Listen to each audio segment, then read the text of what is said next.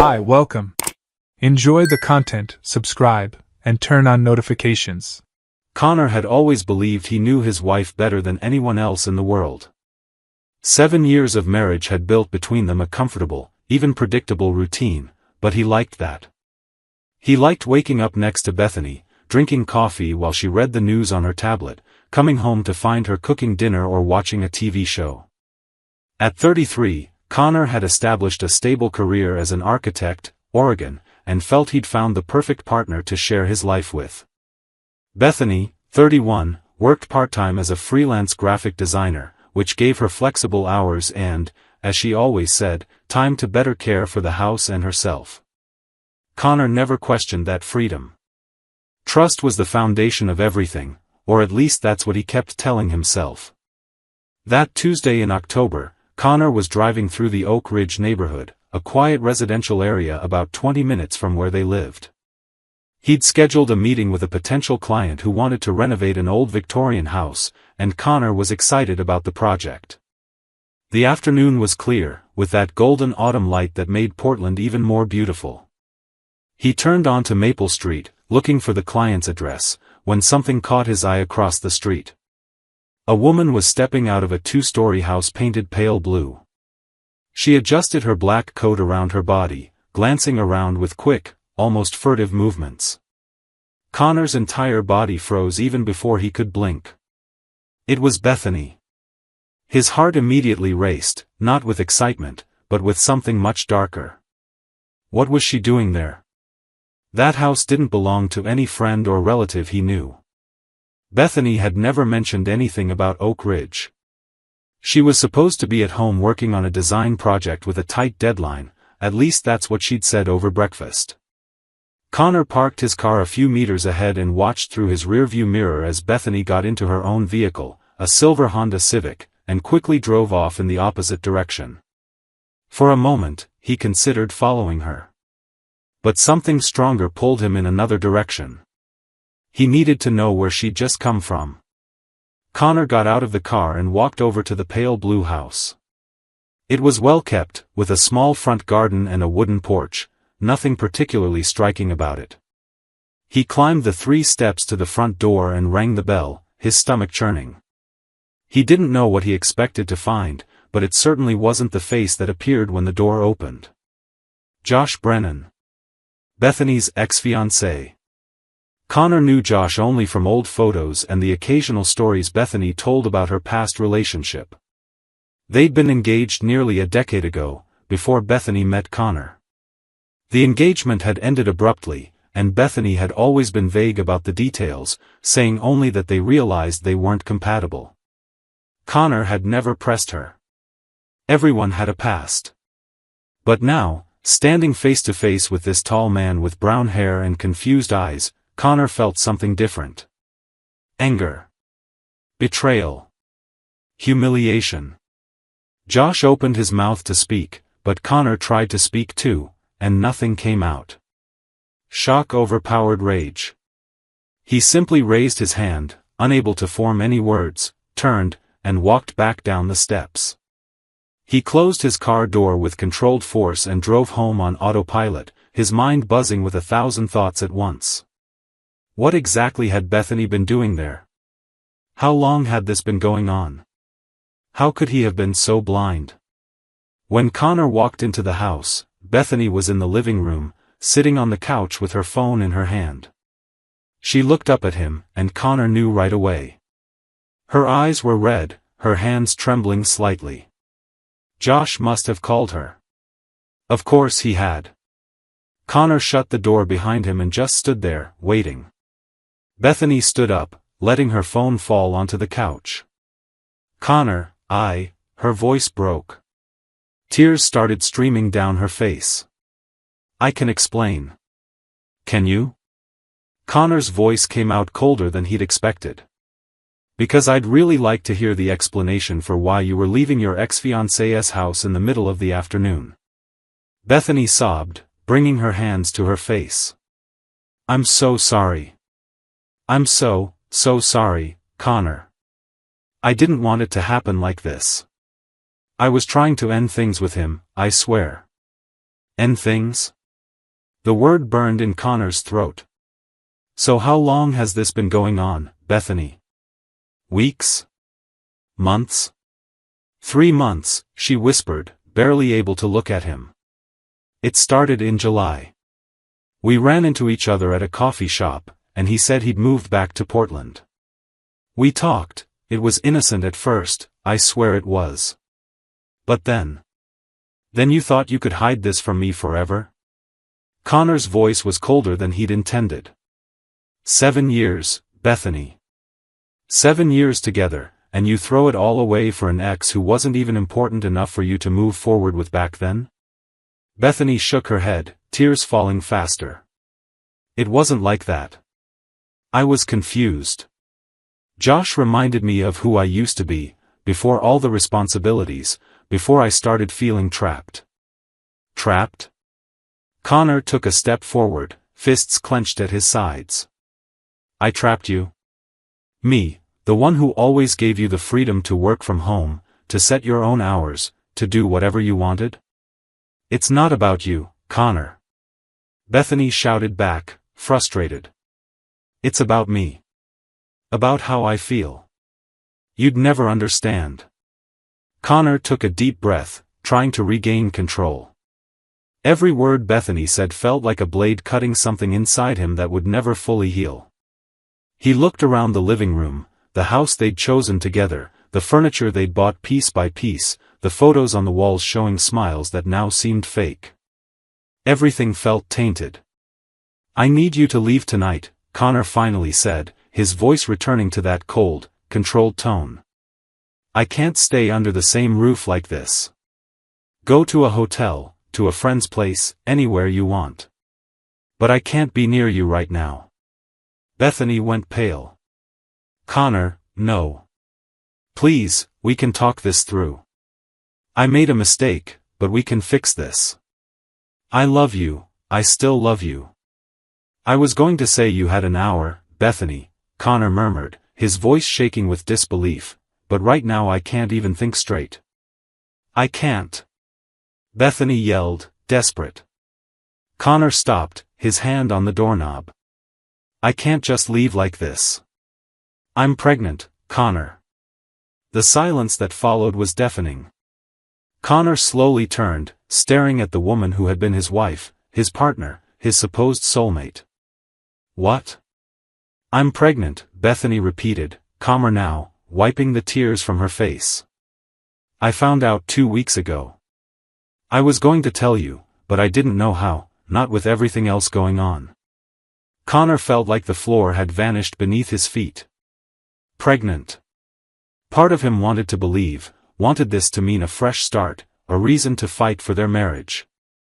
But the rational part of him, still functioning, asked the question that needed asking. Is the baby mine? Bethany looked at him, offended. How can you ask me that? Of course it's yours, Connor. We were still together. It's your baby. Connor slowly shook his head. You just told me you've been cheating on me for 3 months.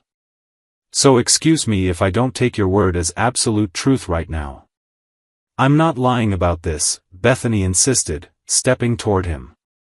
Connor, please. We can make this work. For our child. For us. Connor pulled away when she tried to touch his arm. No, he said firmly. Don't touch me. And if you really are pregnant, then we'll do a paternity test. Until then, he took a deep breath, trying to stay composed. Until then, I need to leave. Even if you're pregnant, I can't process all of this right now. You can stay in the house temporarily, but I can't.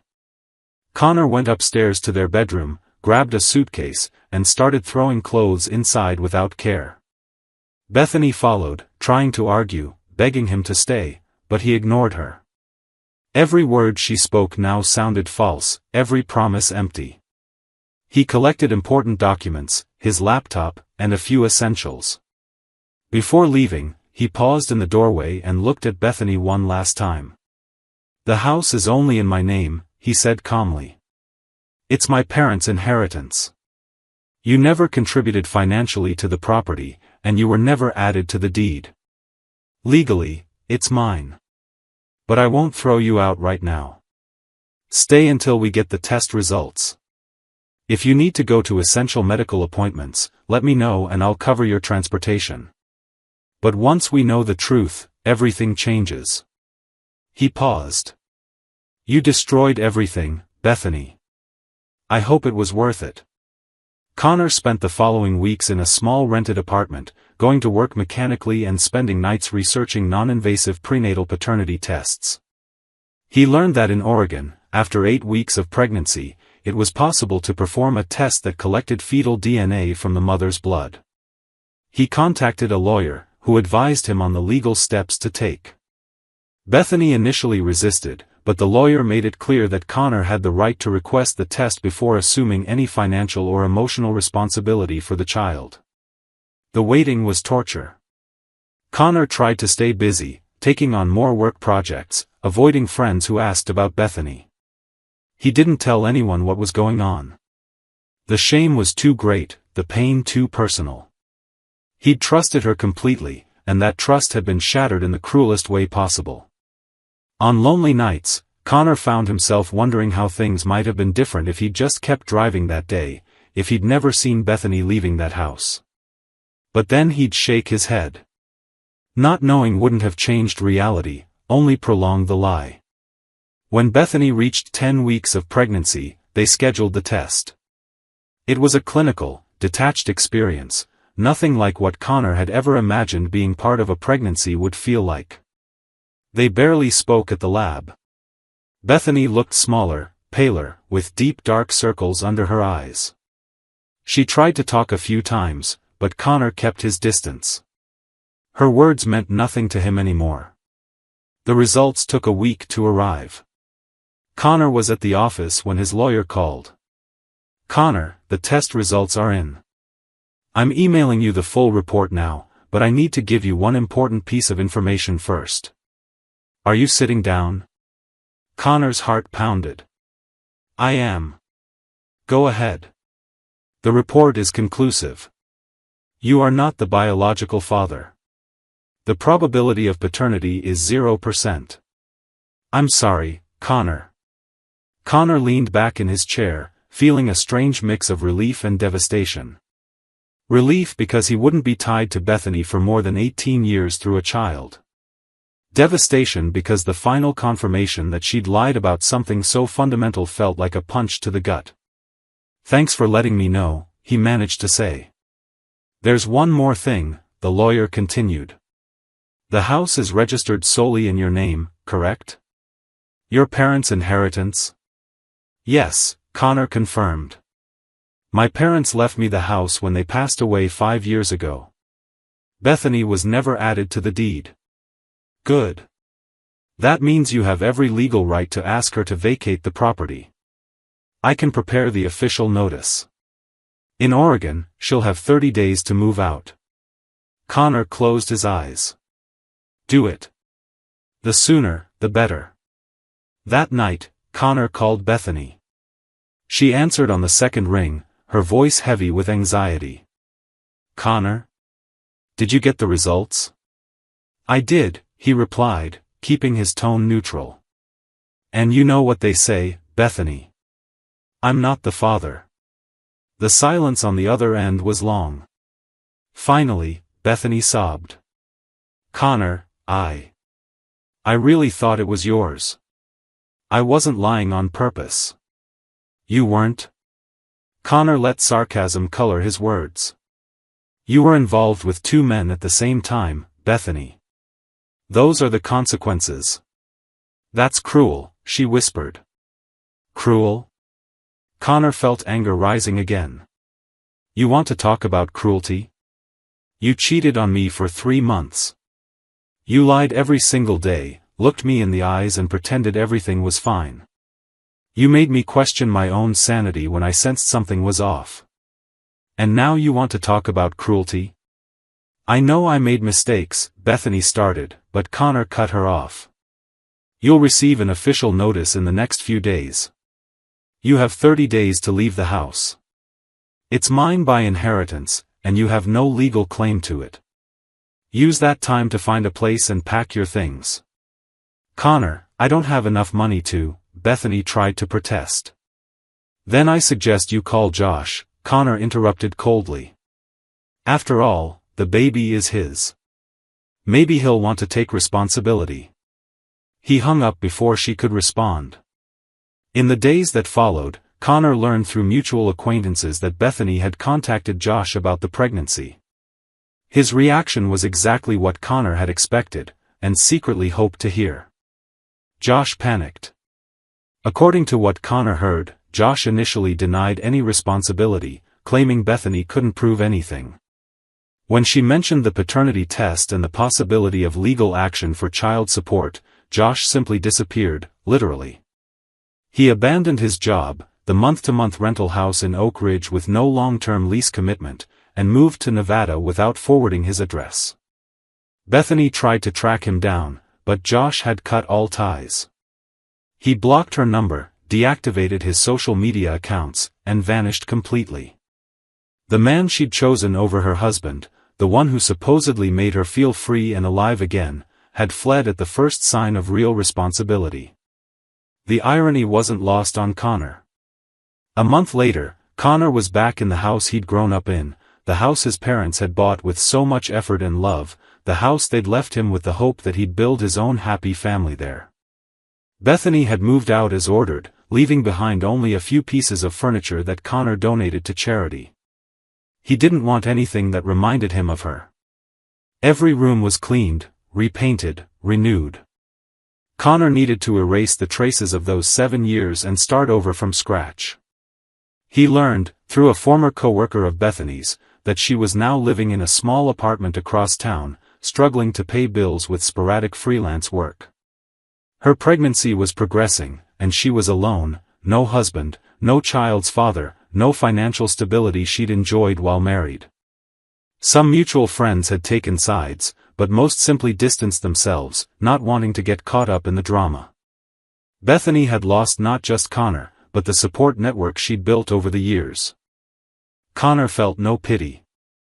He knew he should, he knew part of him ought to worry about the innocent child on the way, but he couldn't. Yes, the child was innocent, but it had been conceived amid a lie he'd never asked to be part of. He understood the child bore no blame, but he also knew it wasn't his responsibility to care for a life born from a deception he never chose to join. Whatever happened from here on out would be the direct consequence of choices Bethany and Josh had made. 6 months after that afternoon in Oak Ridge, Connor was slowly rebuilding his life. The divorce proceedings were underway and would soon be finalized. Bethany had no grounds to contest it, she'd admitted to the affair, the paternity test proved the child wasn't his, and she had no claim to the house.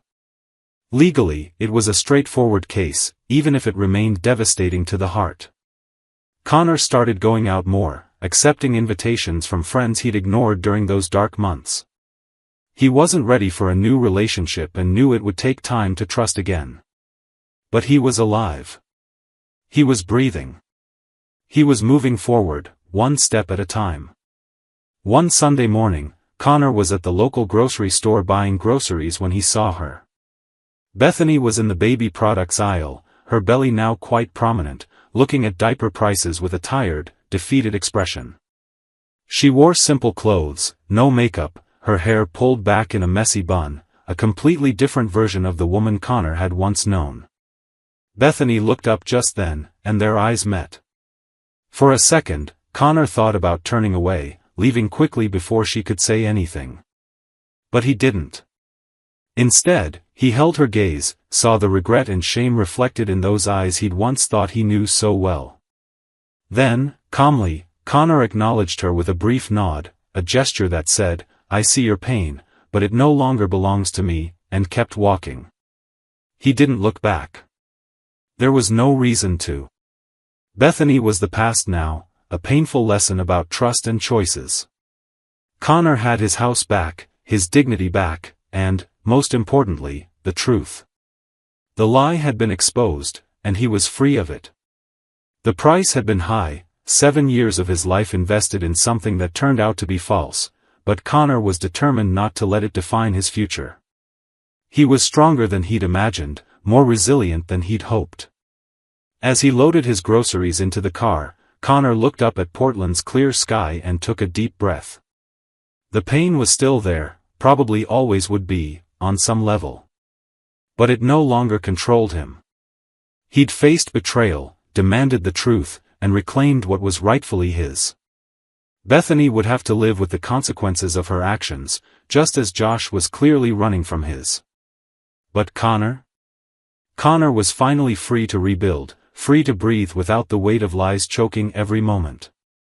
And that, he realized, was more than he'd ever thought possible on that devastating October afternoon. Life collects debts, Connor thought as he drove back home. Not always quickly, not always in the way we expect, but eventually, the choices we make catch up with us. Bethany and Josh were learning that now, each in their own way. And Connor? Connor was learning that sometimes the greatest revenge isn't doing anything at all, but simply moving on and letting people deal with the ruins they created themselves. He pulled into the driveway, looked at the familiar facade of the house, and smiled, a small but genuine smile. It was a beginning. And for now, that was enough. Thank you for watching the video. If you enjoyed it, don't forget to subscribe to the channel and turn on notifications so you won't miss any updates. See you next time.